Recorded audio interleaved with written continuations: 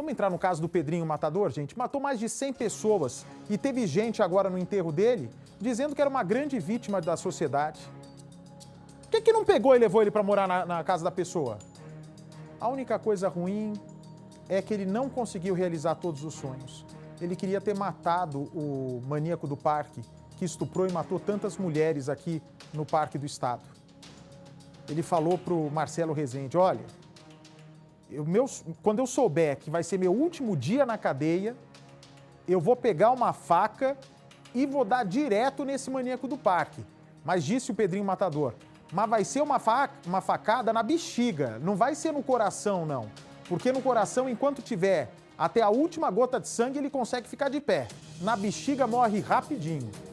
Só um matador de 100 pessoas mesmo para dar uma explicação médica como essa, né? Ou você é formado em medicina, ou você é um matador em série com faca. Põe no ar. Pablo, o Pedro sabia que ia morrer?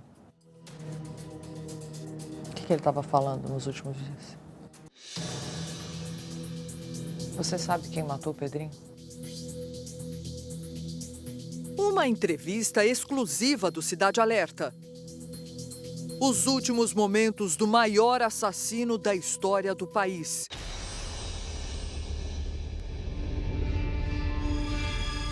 Amigos próximos dizem que ele era como uma celebridade. Que eu não sou mesmo mais. Não sou, todo mundo está até admirado. Como vivia o assassino confesso de mais de 100 vítimas? O parceiro ali que está ajudando muito, pessoal. Entendeu? A ficha do Pedro é muito longa, né? Então fica difícil a gente ter assim uma direção. Pior que ele não sabe nem quem é, meu irmão. O dia a dia do serial killer, que passou 42 anos preso. Andamos bastante, a gente participou de casamento em família, a gente participou de aniversário, levei o Pedro em mercado, essas coisas assim que a gente ocupava a nossa cabeça, assim, a gente não ficava nem focado assim em muitos comentários que vinham, que muitos eram maldosos, assim. Que tipo de comentário? Ah, vou te pegar. Tem um que eu me lembro ainda, era a véspera do Natal. Chegou, acho que uns 3 comentários seguidos. Vamos te matar no Natal, vamos pegar você e tal. E isso foi, acho que em 2019, acredito. Foi bem no começo. E aí depois não teve mais isso, mas eu acho que foi o comentário mais forte foi esse, assim. Até ele na época ficou preocupado um pouco e tudo. Mas ele mesmo falou, se tiver que acontecer, meu filho, vai acontecer. Quando chegar a hora da gente, não tem o que fazer. Eu já estou cansado, né, pessoal? Daqui a pouco Deus me chama. O que há por trás do assassinato de Pedrinho Matador? Eu sou assim. Comigo eu não converso com pessoas assim. Você convidaria o homem que matou até o pai para morar com você e sua família? Aí o doutor e a minha doutora ali. Olá. A minha doutora ali me trouxeram eu para comer hoje aqui, ó. Uma comida colombiana, nunca comi da minha vida. A gente está na casa de uma pessoa que decidiu falar de cara limpa, mas que não pode revelar o local onde ela mora. Porque essa pessoa que está aqui, o Pablo, também é ameaçado de morte e ameaçado porque sempre ajudou o que todo mundo conhece como Pedrinho Matador, mas ele chama de Pedro. Ele diz que são 2 pessoas completamente distintas. E o Pablo decidiu falar um pouquinho da rotina do Pedro, que agora tinha ganhado até uma placa aqui do YouTube com a assinatura dele, Pedro Rodrigues Filho, mas ele também assina como Pedrinho e coloca os 3 pontos aqui. Esse foi o último vídeo gravado por Pedrinho. Repare o que ele diz. Uma responsabilidade que eu tinha que resolver mesmo, né? Tem coisa que a gente não pode nem falar, que é coisa da gente, né? Coisa da gente, né? Pablo, o Pedro sabia que ia morrer? Acredito que ele pressentia, assim. O que ele estava falando nos últimos dias? Então, porque nesse último vídeo, né, que ele gravou, desses últimos dias, ele comenta, né, que ele tinha uma situação a se resolver, Mas o Pedro, ele era muito sereno, ele não comentava nada com ninguém, entendeu? E eu acredito, assim, mais dele saber, até mesmo pela circunstância, né, que ele já viveu, por tudo que ele já passou. Cuidado, entendeu? Cuidado quando ele vai receber o troco. Já ele vai receber o troco. Pedro Rodrigues Filho estava com 68 anos e visitava parentes em Mogi das Cruzes, na Grande São Paulo. Ele estava na calçada quando um carro preto se aproximou. 2 homens desceram do carro. Ele foi morto a tiros e teve o pescoço cortado. Pablo contou para a nossa produção que Pedro estava com um bebê no colo. Ele teria dado o bebê para um familiar e depois foi atingido. Quem matou o serial killer, que ficou mais de 40 anos preso e depois da liberdade, ganhava a vida com vídeos na internet. Tá bom, pessoal? Queria só mostrar uma abelhinha aqui, ó, de um amigo do meu filho. E vamos de novo, tá bom, pessoal? Você sabe quem matou o Pedrinho? Não, faço a mínima ideia.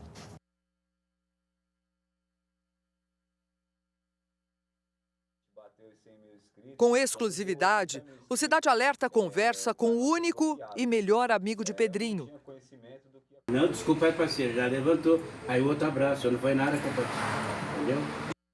Ele mostra processos, conta histórias do matador e diz que o serial killer tinha vontade de morrer. Um dia eu vou morrer sim, mas não desse jeito. O Pedro não tinha nada para se resolver, assim. Ele já era uma pessoa resolvida com ele, entendeu? Tipo assim, eu sei o que eu fiz, minha hora um dia vai chegar. Pedro Rodrigues Filho morava em Itanhaém, no litoral, onde fazia terapia. Mas havia ido para Mogi visitar parentes e resolver uma questão que ele não explicou, mas citou no último vídeo postado por ele. E uma responsabilidade que eu tenho que resolver, tinha que resolver mesmo, né? Tem coisa que a gente não pode nem falar, que é coisa da gente, né? Coisa da gente, né? Não é momento para isso, né? Antes de viver sozinho, ele morou com Pablo por 4 anos. O que te levou a ser o melhor amigo do maior assassino da história do Brasil? Então, o que levou a ser amigo do Pedro foi, primeiro, as circunstâncias, né? Que eu, na época, era envolvido com o crime e aonde que ele foi assassinado, eu tinha algumas participações ali. E nisso daí eu sempre saía de casa e quando eu saía o Pedro sempre estava sentado, do mesmo jeito que aconteceu o fato com ele. Ele estava sentado, sozinho, sem ninguém para conversar, as pessoas não davam atenção. Abração firme e forte aí, meu irmão. Era com Pablo, que também já ficou preso por diversos crimes, que Pedro decidiu abrir um canal na internet e lançar um livro sobre a vida dele. A gente entrou no mercado e estava fazendo as compras e na hora de sair assim, aí o Pedro queria sair com o carrinho. Ele não entendia e não sabia que o carrinho ficava ali, entendeu? Ele achava que a gente comprava o carrinho junto. E aí ele passou com o carrinho e ficou perguntando ao meu filho, não tem que levar o carrinho não e tal. Eu falei, não, Pedro, o carrinho fica aí. Ele matou alguém depois que ele saiu da cadeia? Não, nunca. Nem bicho, animal nenhum. Aqui também tem esse calhamaço aqui, tem muito mais, segundo Pablo, mas isso daqui são brigas, cada uma dessas são 38 páginas, a gente contou. É uma briga, uma situação dentro de um presídio. E aí você vai folhando e você vai vendo os artigos, né? A maioria, 121, que é o homicídio. Então você tem muito do 121 e do 129, que é a agressão. Então, cada folha dessa daqui foi uma situação que ele teve dentro da cadeia. Sim. Então, você vê, 121, aí você passa, tem muito 129, então você vê que teve uma briga, né, houve uma agressão e depois uma morte no qual ele sempre era condenado. Sim. A ficha dele, inclusive, olha, 2 aqui, 121, você vê os outros códigos. Mas cada situação dessa, só que o processo dele é muito maior, ele guardava tudo, não é? Sim, é muito grande. assim, para puxar em altos mesmo, assim, é muito grande. Ele conta que quando ele ia de bonde, né, para uma outra prisão assim, aí tinha que levar, né, os artigos, os processos dele. E aí ele conta que davam umas pastas, assim, mais ou menos dessa altura, assim, tipo, de processos e processos e processos. Então tinha que, ia a um lugar de um preso e ia só de papel do preso. Cada folha dessa foi uma pessoa que ele matou dentro da cadeia? Sim, tem umas que conta até 2 versões. Tipo, tem 2, em uma folha tem 2... 2 ou 3 vítimas. Não passou nem uns 2, 3 meses. Matei um. Quarto andar no pavilhão 8, no pavilhão 9, quarto andar. Esse é Pedrinho em 2019. Para mim, voltar a matar de novo, só se num caso mexer com a minha família, minha sobrinhada. Ele confessava para Marcelo Rezende que tinha prazer em matar. Você como se sentia? Senti um alívio, né? Ah, é? Um alívio, já descarregou aquele tempo de descarregar. Você quando tá matando o inimigo, você descarrega. Né? Você saía normal? Normal. Pedro começou a matar com 13 anos. A primeira vítima, depois de um desentendimento, foi o primo dele, empurrado em um cortador de cana. Alguém que você matou, que você acha que não deveria ter matado? Não. Animal é mais difícil que ser humano. Anos mais tarde, Pedrinho Matador descobriu que o pai havia matado a mãe. Então, o pai dele acabou morto. Ele deu 21 facadas na minha mãe, eu dei 22. Foi vingança, um juramento que eu fiz no cachorro da minha mãe. Quem era o Pedrinho Matador? O Pedrinho Matador ou o Pedro Rodrigues? Eram 2 personalidades. Totalmente diferentes.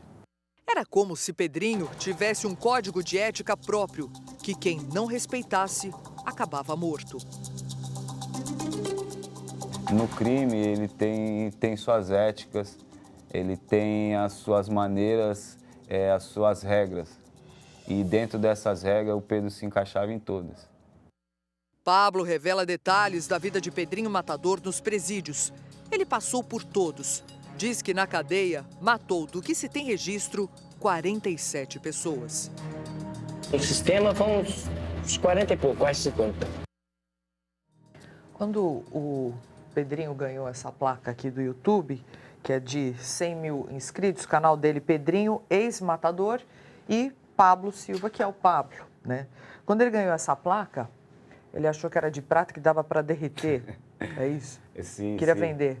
É um momento delicado até a gente sorrir, mas ele imaginava que tinha que derreter a placa e que isso ia gerar algum dinheiro. Tanto é que ele estava mais ansioso ainda para receber a de ouro, que aí realmente ele queria comprar um sítio, uma casinha para ele, e a intenção dele era essa. Vingança é a principal hipótese investigada pela polícia sobre o assassinato do serial killer. Mas pelo celular dele, que já foi levado pela investigação, talvez consigam responder a pergunta de qual situação ele estava falando nesse vídeo. De uma responsabilidade que eu tinha que resolver mesmo, né? Tem coisa que a gente não pode nem falar, que é coisa da gente, né? Coisa da gente, né? Não é momento para isso, né?